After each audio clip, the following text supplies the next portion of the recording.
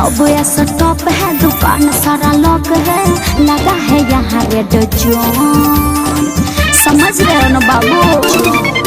Hello hello मेरे बाबू, तुम्हें बता दूं कि हूँ लोन लेके फोन। यहाँ सब ऐसा टॉप है, दुकान सारा लॉक है, लगा है यहाँ रेड जोन। मम्मी करी है मामा से बतिया, सुना सुना जरूरी हाली बा। हेलो बाबू, रिचार्ज कर दो ना, मेरा पैक खत्म हो गया है। एक काम करो ना बाबू, जियो का 399 मार दो ना बाबू प्लीज।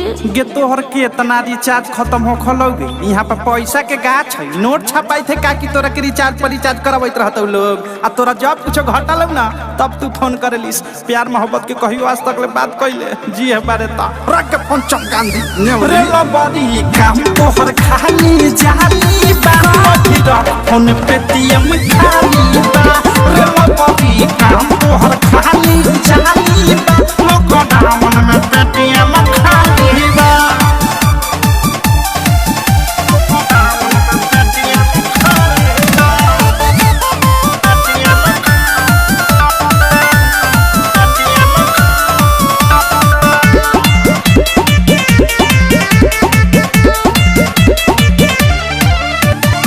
ऐसे न बोला जानू, बुझो मजबूरी। माफ कर झूठी बनाओ अभी दूरी, बनाओ अभी दूरी।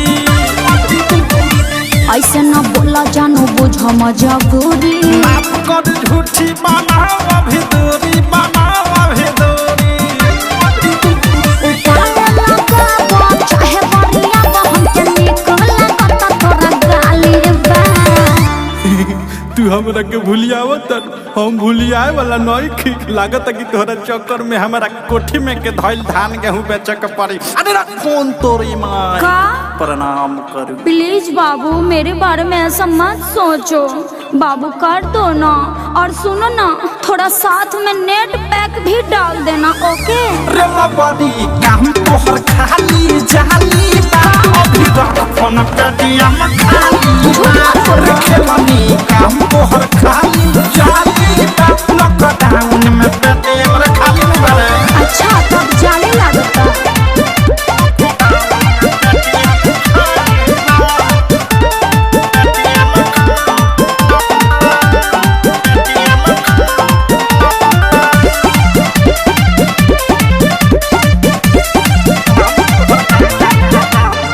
करते हो प्यार जदी बात नहीं टालो, दू दिन से नेट पैक डालो रे, नेट पैक डालो प्लीज ना। करते हो प्यार जदी बात नहीं टालो, दू दिन से नेट पैक डालो रे, नेट पैक डालो।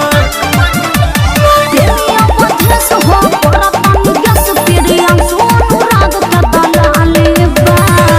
बाबू मेरे सोना प्लीज रिक्वेस्ट कर रही हूँ, कर दो ना बाबू प्लीज, रिचार्ज कर दो ना बाबू। लागत कि तोहरा चक्कर में अब हमारा भिखारी बने के पड़ी। एगो तो लॉकडाउन में देखत रहू कि 1 महीना से फाटल जमा पहला बनी, तोहरा के रिचार्ज कहाँ से करी रे? हां रख फोन, दिमाग मत चाट हमार। रे बड़ी काम तोहर खाली जाली बा, अभी रख फोन पेटीएम खाली बा। रे बड़ी काम तोहर खाली जाली बा, लॉकडाउन में पेटीएम खाली बा। हेलो मेरे बाबू, तुम्हें बता दूं कि हूँ लोन लेके फोन। यहाँ सब ऐसा टॉप है, दुकान सारा लॉक है, लगा है यहाँ रेड जोन। मम्मी करी है मामा से बतिया, सुना सुना जरूरी हाली बा।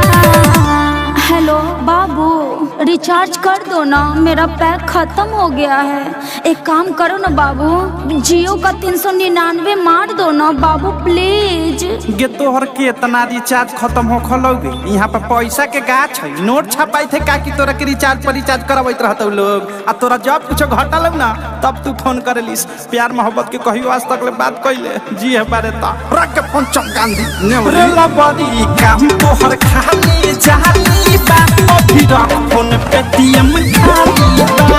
रे बड़ी काम तोहर खाली जाली बा, लॉकडाउन में पेटीएम खाली बा। तुम कितने सचो बाबू।